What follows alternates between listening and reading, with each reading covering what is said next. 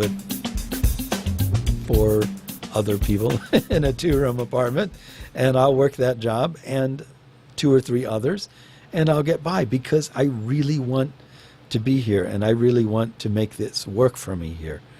That's the kind of people you want in this country. Somebody who's willing to do that much and go through that much in order to be here. So they are a danger to American workers only to the extent that they really want the work and they're willing to do it, versus people who don't really want to do it, but they sort of feel like they have to. That's the danger, I think.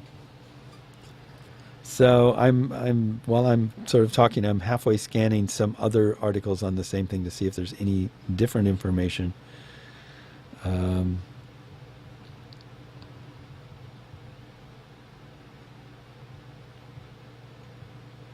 And I'm not really seeing it in this article anyway. Well, here's a little bit that's different.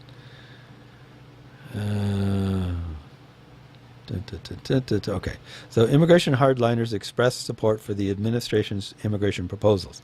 House Judiciary Committee Chairman Bob Goodlatte praised the administration for a serious proposal and said that we cannot fix the DACA problem without fixing all of the issues that led to the underlying problem of illegal immigration in the first place.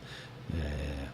Trump has said several times over the past month that he did not expect a DACA deal to include funding for a border wall, emphasizing that the money could be included in separate legislation. But ensuring funding for the wall, which is projected to cost more than $25 billion, is a top priority on the list.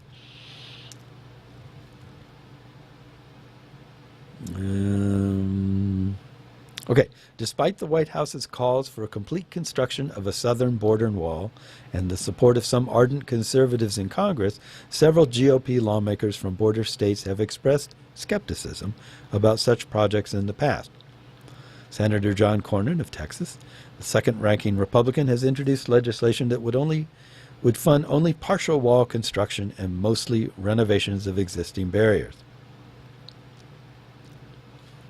Senator Jeff Flake, a frequent sparring partner of Trump's, has also cast doubt on building a wall. He's from Arizona, by the way, saying that such barriers would require accounting for the flow of rivers that run north and south across the two countries. Others, including Representative William Hurd, also from Texas, whose South Texas district includes more than 800 miles of border, has proposed using technology, not brick and mortar, to track the border for potential illegal crossings. So be conscious of this. I bring this up mostly to point out that the wall and other of these things that I was calling gestures are really simply gestures. People from the states, Texas, Arizona, who would have to deal with this stuff and who do have to deal with this stuff regularly are not that interested in these gestures because they recognize that them for what they are. They're just gestures. They don't do any good. They don't help anything. So, and I already read that. No, copyright.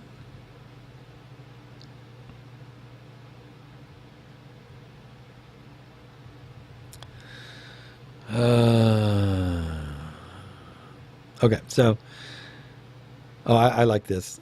Representative Luis Gutierrez, from Illinois, by the way, a longtime advocate for comprehensive immigration reform, in an interview called Trump's Proposals an Extension of the White Supremacist Agenda. I read that earlier and I thought, yes, that's pretty much exactly it. He said, quote, "It is fanciful thinking that you can sit down with a man who has based his presidential aspirations and has never wavered from his xenophobic positions. I never understood. I just never got it. How you go from Charlottesville and white supremacists to reaching an agreement with him," end quote. He calls for Democrats to withhold support of the upcoming bill. Well, Gutierrez is calling for Democrats to withhold support for the upcoming bill that would raise the debt limit or extend government spending, saying if you want a budget with Democratic votes, then you've got to have some Democratic priorities. Yeah.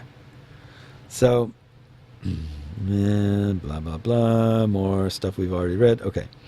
it's just sometimes it's good to look at several different stories because they will have different takes on it and they will include different information.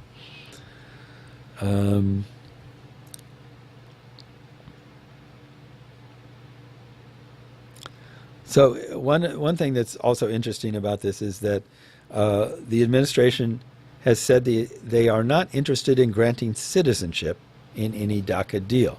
So what exactly are they even offering? Apparently, as far as I can tell from this and from everything I've read, all they're offering is not to deport these people and maybe to give them some sort of permanent work or even semi-permanent. I don't know. They're not saying, but semi-permanent, like extending DACA indefinitely in exchange for doing all this damage, wasting all this money, and hurting all those people. So that's not any kind of deal. I mean, if they were actually offering, all right, DACA recipients go straight to become citizens, and other people, become, if there was some sort of real quid pro quo here, it might make some sense. But basically, all they're saying is we've already hurt them, and what we're offering is not to hurt them anymore in exchange for your blessing or your support for us hurting all sorts of other people. And that makes no sense. I mean, really, given that dynamic, it's not even worth considering. I mean, there are a lot of different things. I keep saying I mean. There are a lot of different things that I would trade for a permanent resolution. That's just me. This is just speaking for myself. There are a lot of things I would trade for a permanent resolution to the Dreamers' difficulties. And by that, I mean not just DACA recipients, the people who were able to meet those very specific and very limited criteria, but all Dreamers, all the young persons who came here, who have pretty much always lived here, and who call this country their home, who rightfully and in every way but legally call this country their home. There are a lot more of them than there are DACA recipients. DACA recipients were just, I hesitate to use this term, but the cream of the crop. They were just the ones who could jump all the hurdles and convince on paper that they were great people. Here, look at me. Here are my achievements. Here are those things. They're the ones with the great resumes, basically. That doesn't make them the best people there are, or the most worthy of all of them. That just makes them the ones who could dot the I's and cross all the appropriate T's. So in order, I personally, again, would give a lot to protect the Dreamers. Everybody who kind of qualifies for that. But this enormous, in return for not granting citizenship, but just sort of protecting from deportation, basically, just DACA recipients. We want the power to hurt tens of thousands of other people. That just makes no sense. It's not even, there's no starting point here. Not at all. Oh, gosh. So, for example, Chris Chemensky, Director of Content and Activism at Numbers USA,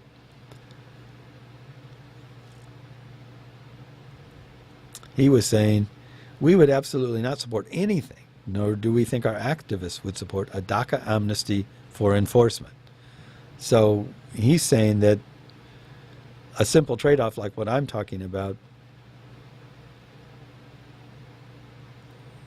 doesn't appeal to them at all.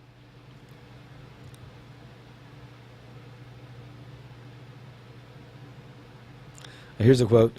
When I see these principles, it's nothing but a menu of options that obviously the president campaigned on, but it is by no means representative of a fair deal or bargain when it comes to the DREAM Act.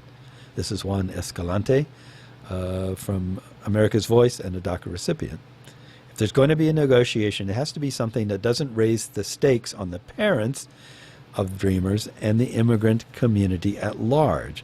And this I have heard over and over again from other DACA recipients, no matter how dire their situation is. And it is pretty dire for some of them because you got to remember, they have work permits. These are people who have actually moved into the workforce in many situations, who are supporting themselves, who are buying houses and cars, and they have families and all these different kinds of things. And they are about to have that security ripped away from them and lose. A lot of those jobs they're going to lose.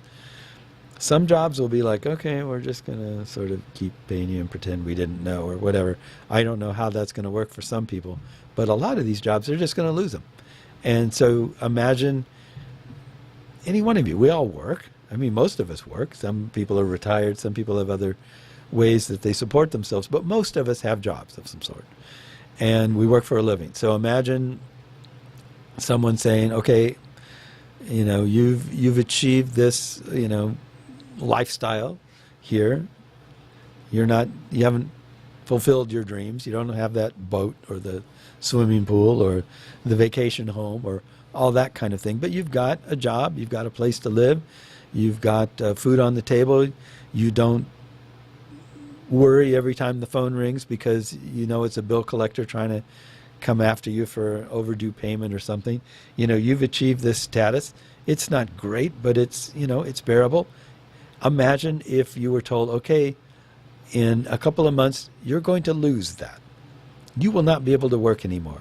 Oh, you may be able to find a job, washing dishes at a restaurant, working construction as a day laborer, or some other thing where the rules are pretty loose and nobody's really checking on things.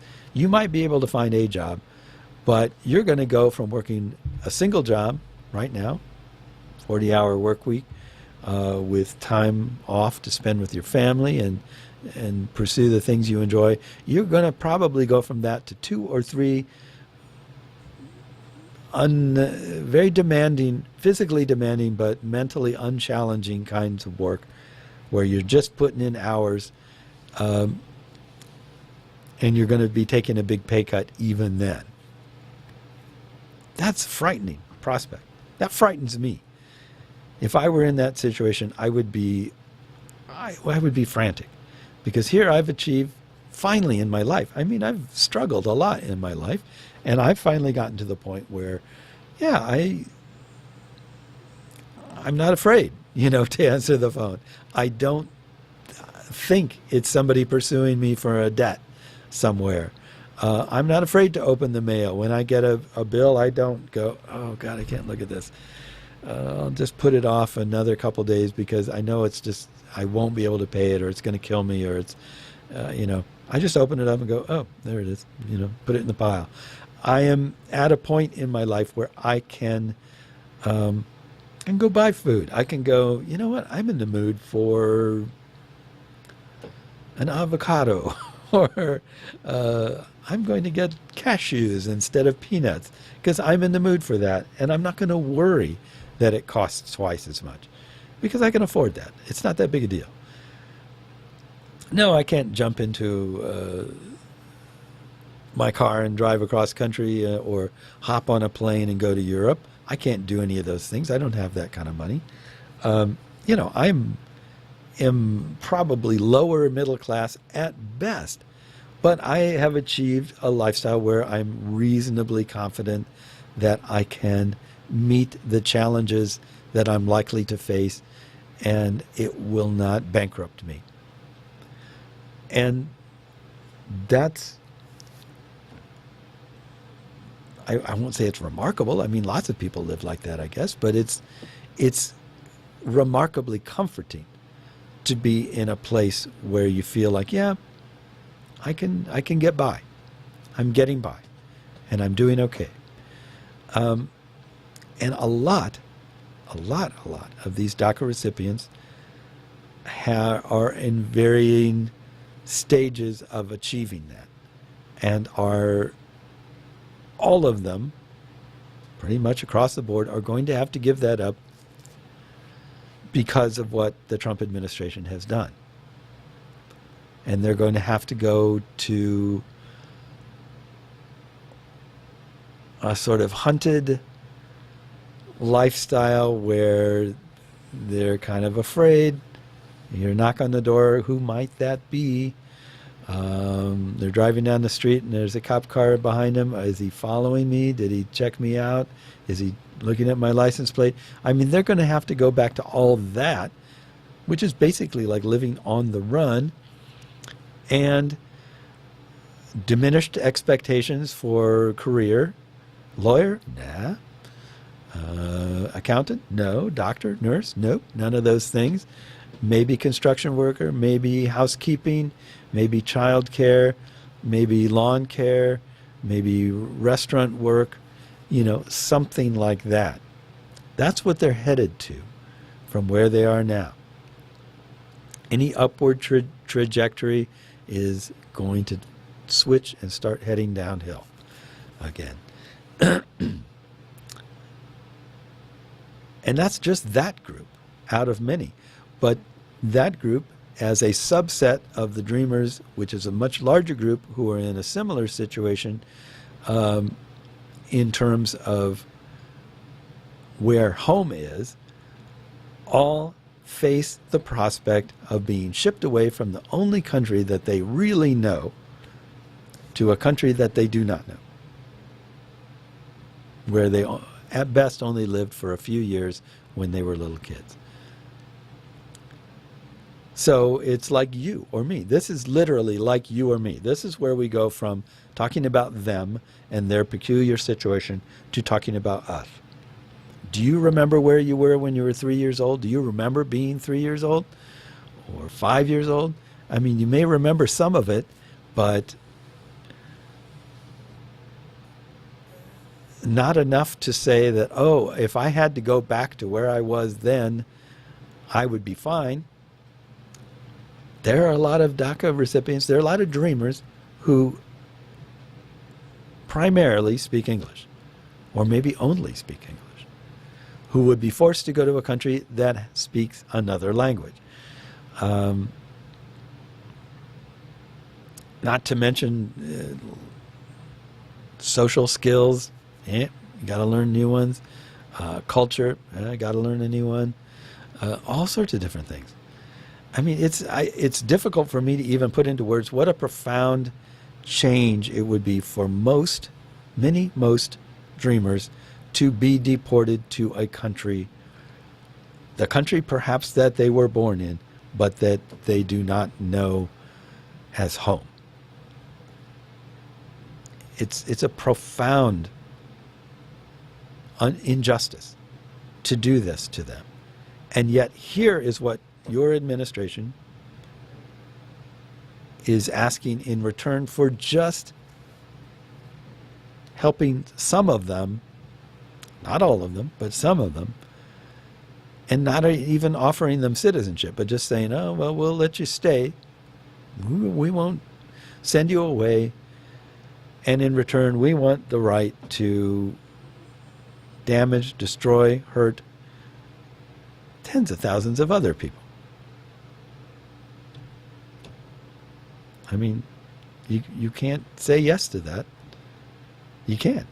I can't even say yes to that. And I love DACA people that I know. I love my friends who are immigrants, some of which are here without proper documentation, but I love them. They are people that are dear to me. I know them. I care about them. They matter in my life. And this is personal to me. I guess I have to admit, it's very personal. I'm not going to be shipped away. Nothing's going to happen to me. But it will be done in my name. I strongly contest that, but it would be in my name on behalf of the United States of America. This is just, it's unbearable. It is unbearable.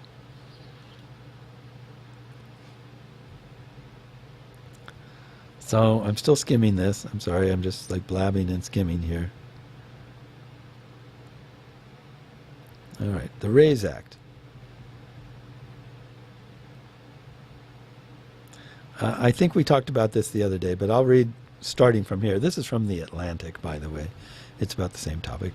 It says, the White House's proposal also appears to include elements of the RAISE Act, which Trump publicly supported in August.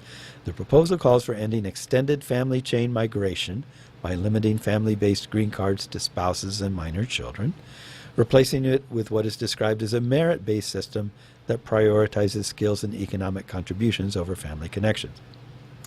The RAISE Act likewise proposed a merit-based immigration system and targets the family reunification component of the 1965 Immigration Act by giving visa preference only to immediate family, calling for a 50% reduction in legal immigration levels over a decade. Democrats have opposed similar measures in the past, as have some Republican lawmakers. Senate Majority Leader Mitch McConnell has stayed mum on the bill, signaling the measure's divisiveness among his party members. Still, its inclusion in the White House plan at all is notable. The RAISE Act is reminiscent of recommendations made in the 1990s to overhaul the U.S. immigration system following a significant uptick of immigrants. The commission charged with reviewing U.S. policies recommended cuts to legal immigration, but those proposals were shot down after a veto threat from the Clinton White House. Since then, those proposals have largely been relegated to the sidelines. Trump's election provided an opportunity to bring them into the mainstream. Excuse me. Passing the RAISE Act is non-negotiable, said Dan Stein, president of the Federation for American Immigration Reform. Stein, as well as other advocates of reduced immigration, argue that any legislation that would provide legal status to a segment of the undocumented population, in this case DACA recipients, needs to be balanced with changes to the U.S. immigration system.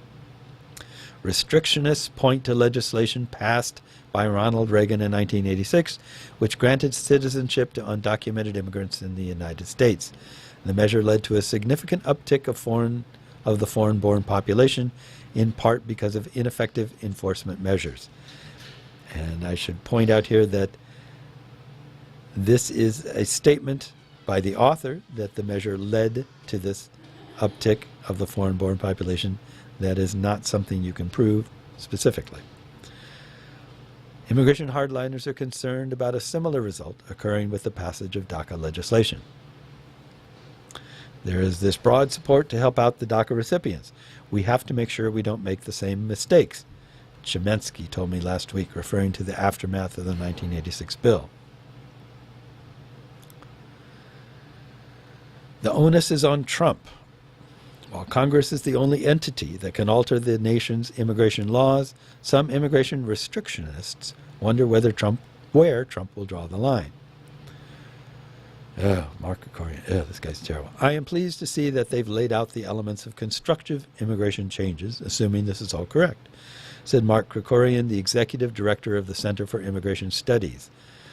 What we still don't know is how hard a bargain they're going to drive. Where's the red line in negotiating for a DACA fix? The list provided by the White House is sure to divide Republicans, many of whom have backed the notion of codifying DACA protections. Some GOP lawmakers conceded that a debate on legal immigration would hinder attempts to pass any measure. Once we start getting into the legal immigration debate and what the appropriate fixes are there, we're in danger of getting into the comprehensive immigration reform debate, which leaves us basically empty-handed. Democrats, on the other hand, have expressed a willingness to accept border security measures, but have pushed back against a border wall. Schumer denounced a list on Twitter shortly after it's released Sunday. Quote, the admin can't be serious about compromise with a list anathema to dreamers, to the immigrant community, and to the vast majority of Americans. So, yeah, that's basically it. Got one more article here. Let's see if there's anything different in this. Funding by crackdown. Sanctuary cities. Family members. Yeah, it's pretty much the same thing.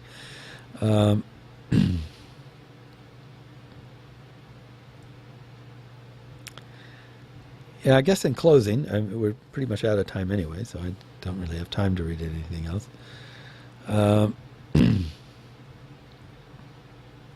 The way I see this is sort of bait and switch, basically.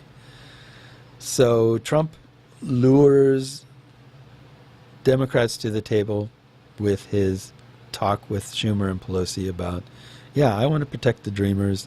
Let's see how we can do this. And we'll work out a kind of a deal. You give me some increased border funds and I'll give you that. So he offers them this. So they come to the table, and then this new document from the White House is the switch part. So the original deal, which was very vague, sounds pretty good, and then suddenly he switches it to this new thing, which is, of course, horrible and is, most of it's non-negotiable. Border wall, you know, like I said, it's stupid, it's arrogant, it's authoritarian, it's bad in all sorts of ways, but it's mostly just a waste of money and time. So yeah, if that was the only thing, I'd say, yeah, go ahead and let them have it. But there's so much on this list, particularly the shutting the door in the face of people who are coming here for asylum claims and the unaccompanied minors. There's so much that's just simply, no, there's no way we can do this. We can't even think about agreeing to something like this. It's completely off limits. Yeah, it's non-starter. So basically, we've gone from the possibility of something to another one of those situations where Congress is just going to have to work this out for themselves, because the White House is so far off base that there's nowhere to begin in speaking to them. And sadly, very sadly, the Trump administration has proven time and time again that it can't build anything, it can't create anything, but it's really good at destroying things. Because that's all it can do. So they haven't accomplished anything. They haven't made anything happen, but they've hurt and broken a lot of things that were already happening and that were already here. And that's what worries me with the immigration issue, is they can basically get by with hurting people. That can be a solution that they are satisfied with, because that's what they ran on, was just hurting people. They weren't running on making anything, on fixing anything. They were just running on hurting people and denying them. And that's it. So, once again, see you, immigration. We'll talk to you next week. Bye-bye.